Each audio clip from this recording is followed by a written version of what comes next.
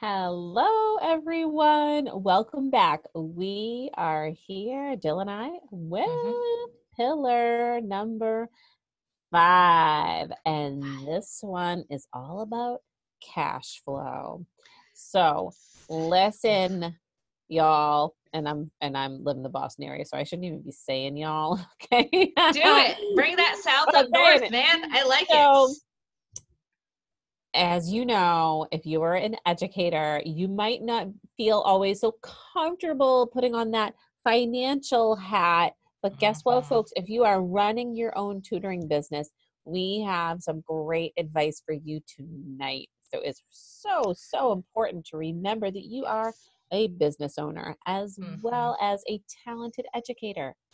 Right, Jill? Yes, absolutely. And I recently online, it just reminded me, like, I never have to be reminded of how important cash flow is in your business because it's why we have a business and not a volunteering gig, right? It's to Right. bring in some money.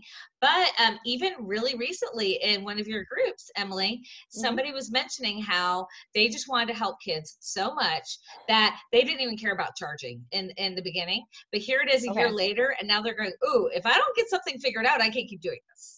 Right. So we Right. start with our hearts, but we have to put on that cash flow, like Yeah. responsibility hat of paying attention to the money in our business. Right. And I promise it's gonna be okay. Like Yeah. you're gonna be all right. And intentions, those intentions are really wonderful and to be Mhm. commended. There is also a sense of responsibility involved and knowing when to um, put that in place. And I think of a particular member who for a long time had not been charging what she should have been charging for her sessions, for her time, and the realization that she came to, yes, I do need to consider what my price points are. And when Mhm. she did, boy, what a realization she came to. Yeah, I know who Mhm. you're talking about. Yeah. I know, and we love And her, so, love right. her. And that's the thing is that all of our tutors have great hearts. We Oh, all want to the help kids. biggest, the biggest. Right. But sometimes those big hearts don't have enough room to think about ourselves too, or think about our Right, families, which is why from the beginning we set up that idea and those intentions of what do we want this income to help us do? right. That helps us to put things into perspective. Hmm. So, when you have a tutoring business, you are a business owner, you need to pay attention to the cash flow of your business. Now, we're Yeah, not telling you how much to charge. You no, get to decide what it is that you need for yeah, your goals and all those things, right? But we do want you to know why is it you're doing what you're doing, okay? right. And so cash flow is the lifeblood of your business. Hmm. It's Hmm. not the education part, it's the lifeblood of your business, Yeah, because if you get this part figured out, you can be a successful tutor for as long as you want to do it. yep, But if you don't get it figured out, there's a good chance that a year in, maybe two, you're going to have to stop because you never quite figured out the money piece. right. So we have a few things today for you just to look at in your business, or to think about if you haven't started a business, just kind of like think about your attitude towards it. Like, does it sound okay to think about money, are you kind of hesitating and scrunching up inside? And so the first thing we want you to think about when you're building a business that supports your goals is deciding how much to charge in an Mhm. intentional way. Right. So being intentional about what you charge means you do look at the market, you look around you to see what are some of the average prices, things like that, right? Right. But that's not a rule. You as a business owner have to decide how much do you need to earn Yes. to be able to support yourself, support your goals. And Mhm. so if everybody in your area charges $20 and you know you can't do that, because you've looked at your goals and realized that barely pays for itself, right? Right. um, you have to be intentional about the money that comes in. You actually kind of do some math and figure out, will it be enough for what you need? And you take those Yeah. things into consideration when you are deciding what to Hmm. charge. Hmm. So that's one of the first things, is Okay. being intentional about it. Number two is to set up payments and like a payment system, however you do it, to make it easy for parents to pay. Okay. You guys, we don't want to chase down payments every single month. So we Right. don't want people to be confused. We want to be very clear on what are some different ways that we can accept payments. How do we set up our invoicing to make it easy for them to know and be able to plan for and budget for tutoring every single month? Mm-hmm. Do you accept credit cards? Do you do online invoices? Like, what do you do to make it as seamless as possible? Right. Because money, like the exchange of money in your business, has to happen, right? But you want it to be seamless. You don't Mm. want it to be like the big like cloud hanging over your business is this fear of asking people for their payment every month, and almost like being apologetic about, do you have your payment this month? No, like you don't have to apologize for Yeah. it. You can, like it's okay to understand that you will be receiving money for your Mhm. services and that you have put in time and planning and instruction in Right. exchange for that.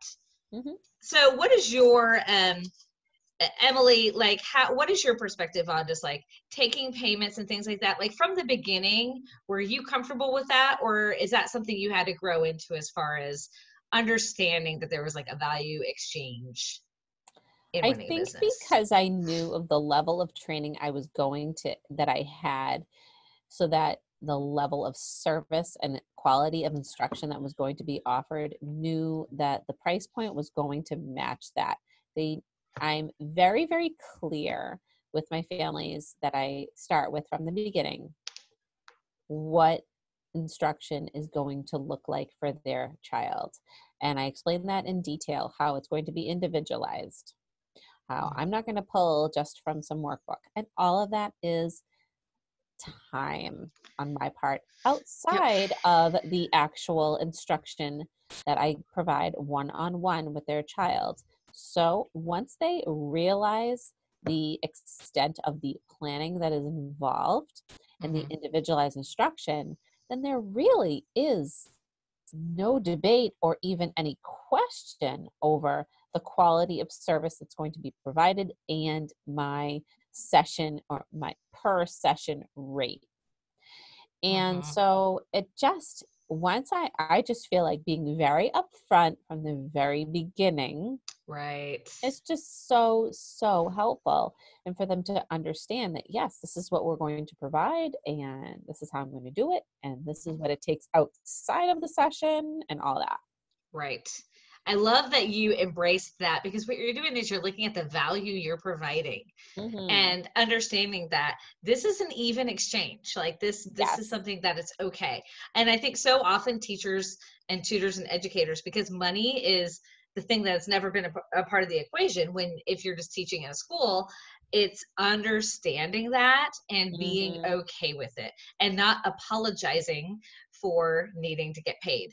And Right. I will say so much. So when we talk about cash flow, there is strategy, right? There Mm. is systems and procedures and things like that that you do to keep up with your money. But like Right. 50% of it is mindset. It's Right. how you think about yourself as a business owner. And Mm-hmm. the quicker you can get to that place where you feel comfortable about the money side of your business, it's almost like the entire relationship starts off from this place, because you're coming from a place of leadership and Yes. understanding, and you're not apologizing for charging. And I No. see that sometimes too in different tutoring groups um, have been in. I've even heard somebody mention once that if I think a tutor had gone into the group asking, what do you do when parents is late, right? And so I think for Emily and I both, we would go ahead and just have a nice calm conversation soon Right. about, what do we need to do? Do we need to set up some type of plan or something this month? Like, we would go ahead and address it right away. And Right. for some of the tutors, they were very nervous about that, and they were like, well, I try to soften the blow by doing this first. And I just cringed, because I was like, you don't have to soften the blow to ask for them to pay for their session. Like, that's Right. not like something bad you're doing, right?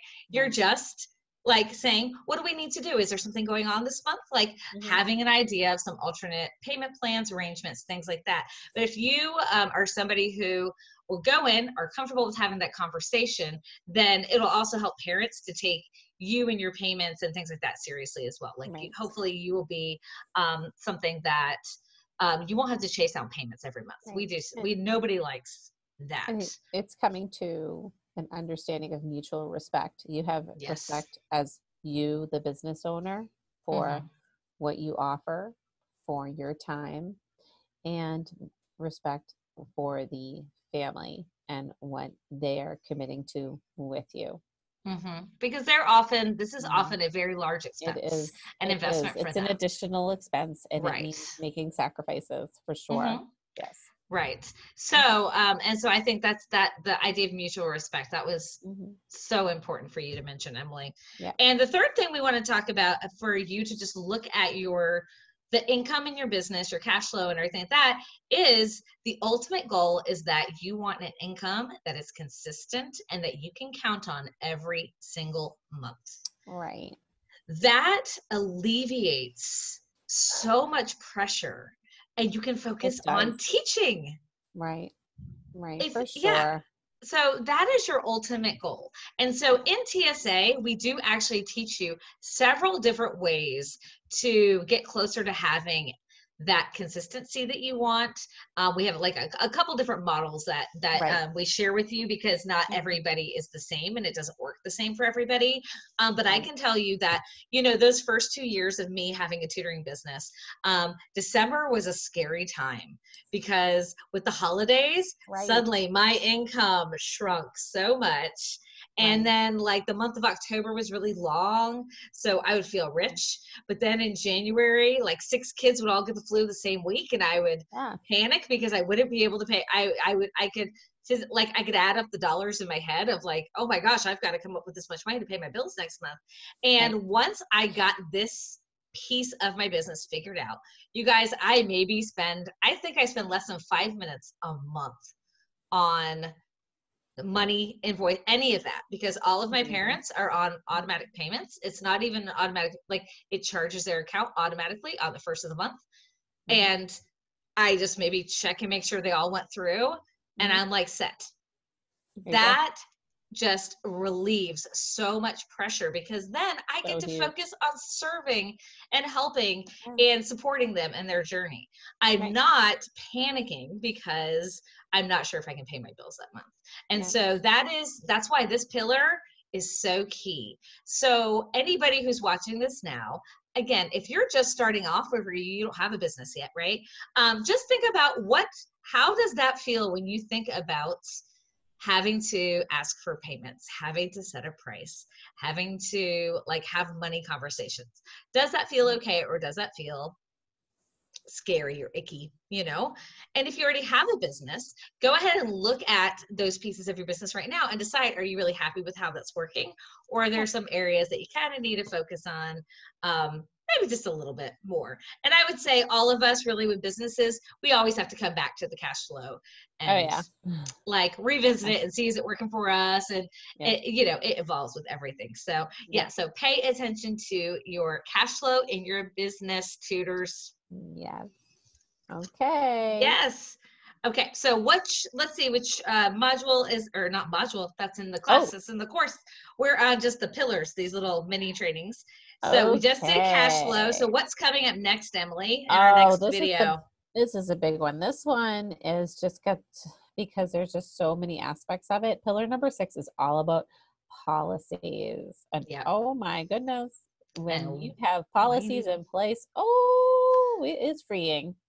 You'll see, like Emily and I, our big goal is to get you to a place where you don't have to think about things so much all the time. That's our Oh goal, yeah. is Yep. take it off your shoulders eventually. So Oh join yeah. us for the next training and we're going to talk all about policies.